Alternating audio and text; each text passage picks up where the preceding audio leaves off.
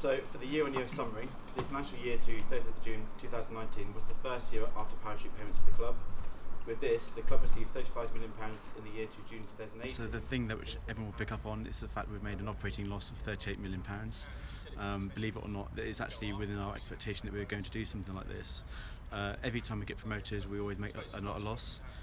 This is depending on how big that loss is, which is then kind of what we have to then work with. We then do obviously expect then for the June 2020 to then be making an operating profit, which obviously then kind of effectively then pays for the loss of what we then recognise this year.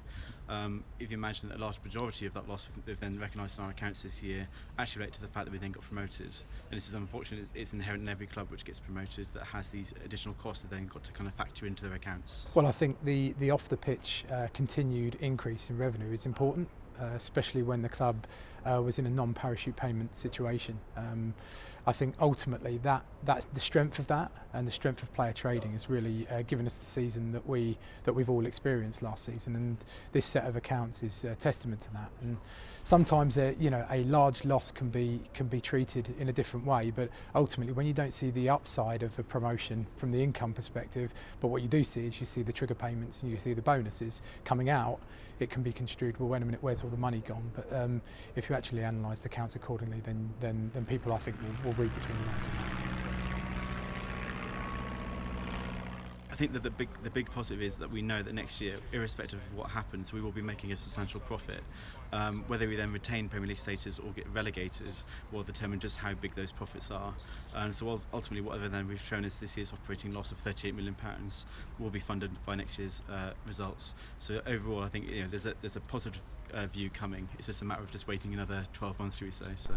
The club received solidarity income from the EFL in the year to June 2019. Anything else, the team that we've got at Carrow Road and at Colney have really pulled together. They understand what we need to do to be successful at the club, being self-financed, and I think once you sort of really make sure that that's the message that you want to get out, a lot of staff actually see that as, okay, I understand my role, I understand what we need to do to be successful, and everyone's pulled together really well.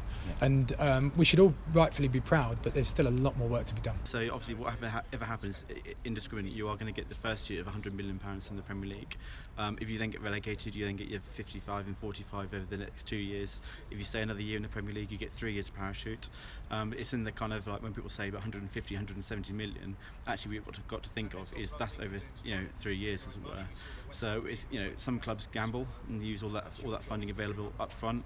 Obviously some use a more measured approach, and that's where we kind of got be a balance between them two, really. So.